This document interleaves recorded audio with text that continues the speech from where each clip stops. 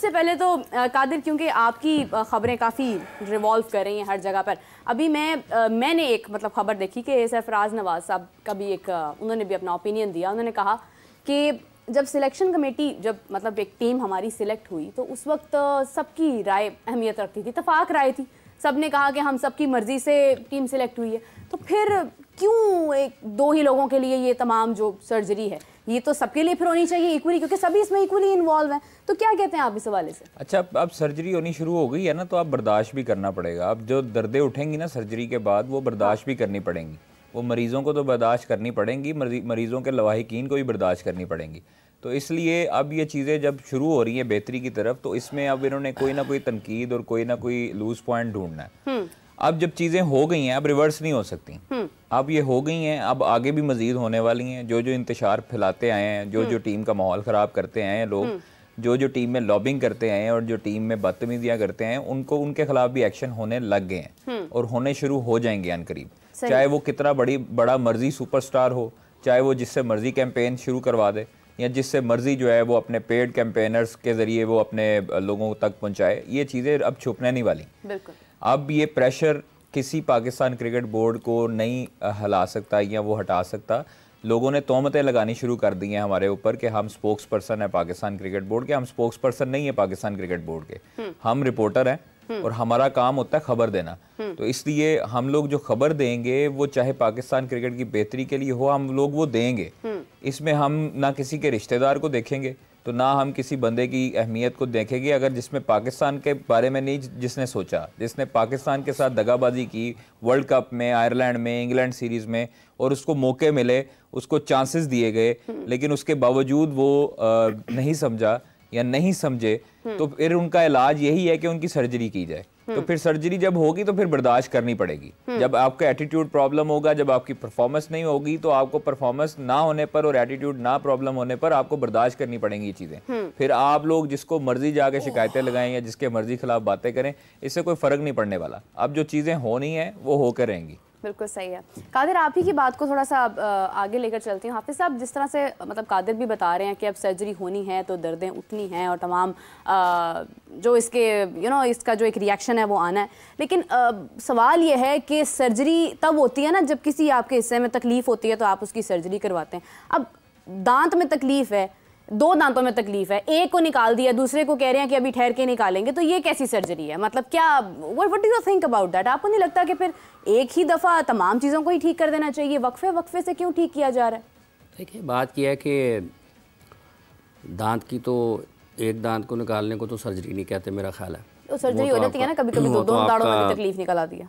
आपका सर्जरी के जो मानी इस्तेमाल होते हैं ये किसी बड़े मेडिकल ट्रीटमेंट के लिए इस्तेमाल होते हैं, और अगर आपको कोई हल्की फुल्की तकलीफ़ है उसका इलाज अलग होता है। हाँ। जहाँ तक ताल्लुक़ इस चीज़ का है कि पाकिस्तान के क्रिकेट में चूँकि ये जो लफ्ज़ है जो हर जगह पर इस्तेमाल हो रहा है, ये पाकिस्तान क्रिकेट बोर्ड के चेयरमैन की तरफ से आया था, ड्यूरिंग वर्ल्ड कप पे आया था। तो जिन लोगों ने पाकिस्तान की क्रिकेट टीम के लिए जो मुंतखब हुए, जिन्होंने मुंतखब किया, जो कोचिंग स्टाफ में थे, जो 15 खिलाड़ी खेल के मैदान में जिनमें से मौका मिला खेलने का, जिसने अपनी अपनी जगह पर पाकिस्तान की जो अपनी ज़िम्मेदारी है वो नहीं निभाई, या जो जिस सलाहियत के मुताबिक या जिस काम के लिए उनको मुंतखब किया गया था, अगर वो उस मायार पर पूरा उतरने में नाकाम रहे हैं, हाँ, तो इसमें कौन सी ऐसी चीज़ है कि उनको साइड पर नहीं किया जा सकता या उसके बारे में कोई बात नहीं की जा सकती? जो ख़राब खेला है सो खेला है, जिसने ख़राब फैसले, गलत फैसले किए हैं सो किए हैं, और इसमें कोई ऐसी दूसरी राय नहीं है। कोई भी ना तो खेल से बड़ा है, ना ही कोई पाकिस्तान से बड़ा है। तो अगर इस एक पैमाने को अगर आप सामने रखते हैं, कोई भी शख्स है उसका अगर वो अपनी ज़िम्मेदारी नहीं निभा रहा तो उसको अलहदा होना चाहिए। एहतसाब यही कहता है, एहतसाब का यही तकाजा है कि आप जो लोग भले वो इंतज़ामी ओहदों पर हैं, भले वो सिलेक्शन में हैं, भले वो कोचिंग में हैं, भले वो खिलाड़ी हैं, जिसके ऊपर जो ख़राबी है, जो अपनी ज़िम्मेदारी नहीं निभा रहा है, उसका एहतसाब होना चाहिए। पाकिस्तान की क्रिकेट को बेहतर करना है तो पाकिस्तान की क्रिकेट से बढ़कर तो कोई नहीं है। तो पाकिस्तान की क्रिकेट को बेहतर करने के लिए आपको अगर सख्त फैसले करना पड़ते हैं तो वो करने चाहिए, बिल्कुल करने चाहिए। आप उसमें जब आपको फैसले होते नज़र आएंगे तो उसके ऊपर ओपिनियन होगा लोगों का, लोग अपनी राय देंगे कि क्या वाकई ये मेरिट पर है, ये जो काम हुआ है ये नहीं हुआ। जैसे अभी 2 सिलेक्टर्स को अलहदा किया पाकिस्तान क्रिकेट बोर्ड के चेयरमैन साहब ने, तो इसके मेरिट के ऊपर बात हो रही है ना। किसी ने ये तो नहीं कहा कि इनको निकाल कर गलत किया है, किसी ने ये नहीं कहा, हो सकता है किसी ने कहा हो लेकिन मैंने तो नहीं सुना। लेकिन उसके मेरिट पर बात हो रही है कि जब आप वोटिंग के ऊपर हैं आपकी सिलेक्शन कमेटी, तो फिर सबका वोट एक जैसा है ना, तो फिर आप 2 को निकाल कर बाकी सबको रखकर तो ये नहीं कह सकते कि इसके ऊपर है। इसी तरीके से जब आप टीम की सिलेक्शन के ऊपर बात करेंगे, तो अगर आप किसी 1-2 खिलाड़ियों को, जैसे आपने सिलेक्शन कमेटी में से निकाला है, टीम में से किसी 1-2 खिलाड़ियों को निकाल दें और आप कहें कि शायद यही सबसे ज़्यादा, तो फिर इसकी भी मेरिट के ऊपर सवाल होगा कि क्या वाकई ये अकेला खिलाड़ी या 2 खिलाड़ी टीम की नाकामी के ज़िम्मेदार हैं, या इफ्तिखार भी उतने ज़िम्मेदार हैं, फ़ख्र भी उतने ज़िम्मेदार हैं, शादाब और आज़म भी उतने ज़िम्मेदार हैं, बाबर और रिजवान भी उतने ज़िम्मेदार हैं, शाहीन और हारिस भी उतने ज़िम्मेदार हैं, इमाद और आमिर भी उतने ज़िम्मेदार हैं। तो ये तो सारे के सारे सब के सब खिलाड़ियों के ऊपर बात होगी ना। और एज़ टीम, अगर आप टीम गेम खेल रहे होते हैं तो टीम में तो आपको मुख्तलिफ जो किरदार हैं उनको देखना पड़ता है कि कौन किस वक्त कहाँ पर क्या कर रहा था, किस वक्त कहाँ पर टीम उस वक्त यूएसए में क्या कर रही थी। तो ये आपके मुख्तलिफ मराहिल हैं जिनको आपको देखना पड़ता है। तो इसमें कोई शक नहीं है, एहतसाब बिल्कुल होना चाहिए। जो ठीक नहीं खेला है, जो अपने जिसने काम ठीक नहीं किए हैं, वो बिल्कुल जो उसका तरीक़ाकार है उसके ऊपर अमल होना चाहिए, और किसी से भी कोई रियायत नहीं होनी चाहिए। बिल्कुल सही है कादिर, क्योंकि आपके थ्रू हम एक खबरों का सिलसिला जारी होता है और आप जो है वो तमाम खबरें हमारे तक लेके आते हैं जिसमें कोई शक भी नहीं किया जा सकता कि वो खबरें ऑथेंटिक होती हैं। लेकिन अगर हम बात करें बाबर आजम की कैप्टनसी की, सबसे बड़ा सवाल तो उस वक्त से यही टूर्नामेंट से पहले का भी यही चल रहा है कि बाबर कप्तान बने और ये तमाम सिलसिला शुरू हुआ।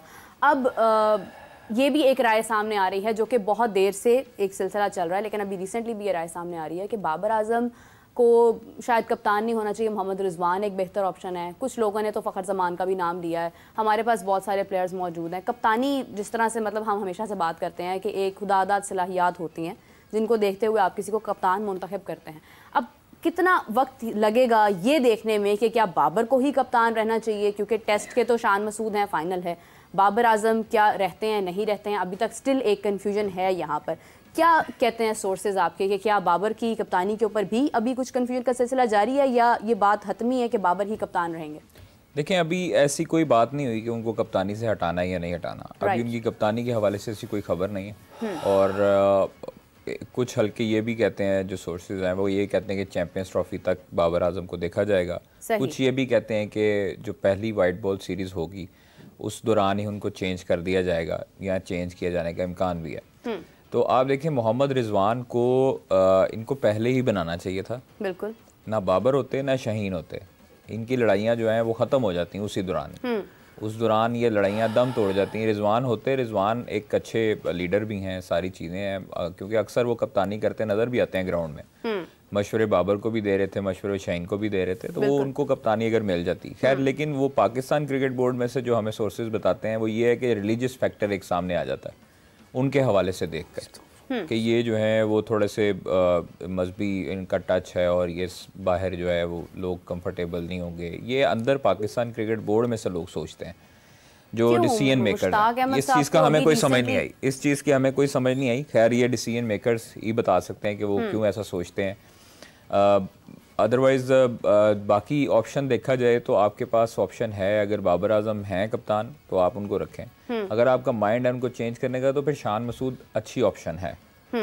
ठीक है, शान मसूद आपका टेस्ट में भी कप्तान है, आपकी वाइट बॉल में भी आपने उनको T20 में भी आजमाया। हालांकि आप लोग वाइट बॉल में उनको नहीं इतना शामिल करते, T20 में उनको शामिल नहीं करते, लेकिन उन्होंने वर्ल्ड कप 2000 जो आई थिंक 22 था ऑस्ट्रेलिया में, उसमें अपने आप को मनवाया, साबित करवाया कि वो कर सकते हैं। काउंटी में भी वो कप्तानी कर रहे हैं।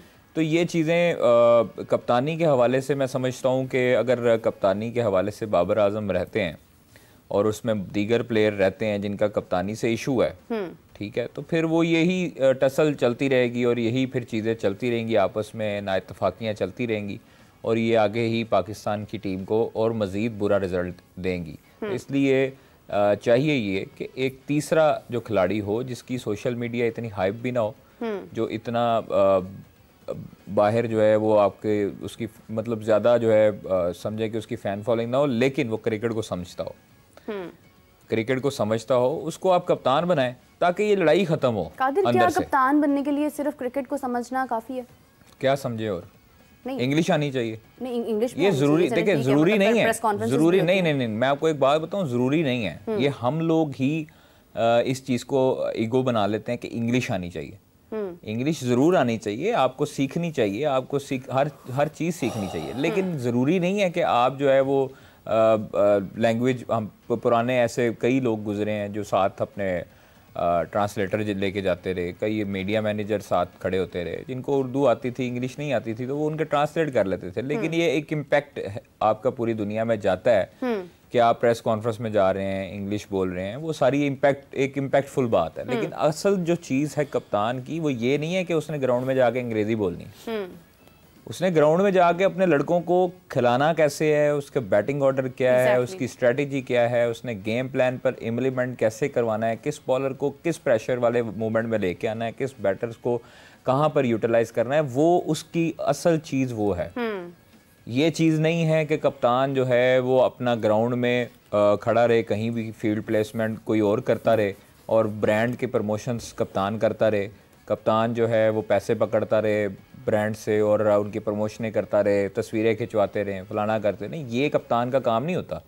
कप्तान का काम होता है ग्राउंड में, जब वो पाकिस्तान का सितारा उसने साल लगा ली है तो फिर वो पाकिस्तान के लोगों की खातर अंदर लड़ेगा, जैसे दीगर टीमें लड़ी हैं वर्ल्ड कप में और मैचेस उन्होंने जीते भी हैं, और आज जो है वो इंडिया वर्ल्ड चैंपियन इसी वजह से बना है। एक मोमेंट ऐसा आता है कि इंडिया हार रहा था वर्ल्ड कप का फाइनल, लेकिन उन्होंने हार नहीं मानी, उनके कप्तान ने एक्सपेरिमेंट किया, और हमारे कप्तान ने मुतअद्दिद मरतबा ऐसे हुआ कि आप डिफेंसिव मोड में चले गए, अग्रेसिव मोड में होते हुए आप डिफेंसिव मोड में चले गए, जिसकी वजह से आपको नुकसान उठाना पड़ा। तो ये चीज़ें मैटर करती हैं। अब डिसीजन मेकर्स क्या समझते हैं, बाबर आजम को कैरी करना चाहिए, नहीं करना चाहिए, 4 साल की उनके परफॉर्मेंस चार्ट देखना चाहिए, सारी चीज़ें देखनी चाहिए। अगर वो उस काबिल हैं कि उनको परफॉर्मेंस, हाँ उनसे भी पूछें कि क्या हुआ क्या नहीं हुआ। अगर वो कहते हैं कि जी लड़कों ने मेरी बात नहीं मानी, तो एक तो उनका फॉल्ट है, लड़कों ने उनकी बात नहीं मानी, तो भाई आप उनको बताओ, हाँ। आप उनको हाईलाइट करो कि इस लड़के ने मेरी बात नहीं मानी, इनको निकालें टीम से।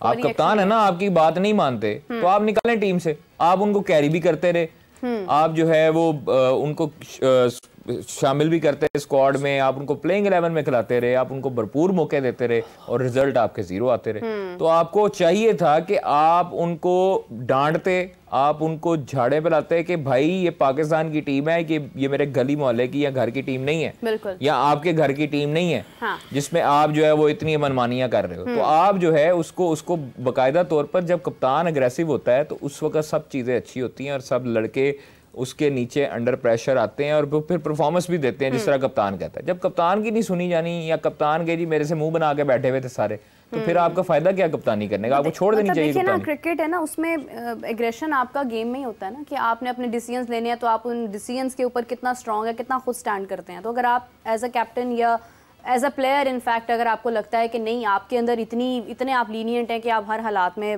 हो जाते हैं, तो फिर मेरे ख्याल से कैप्टनसी जो है वो तो मुश्किल हो जाती है।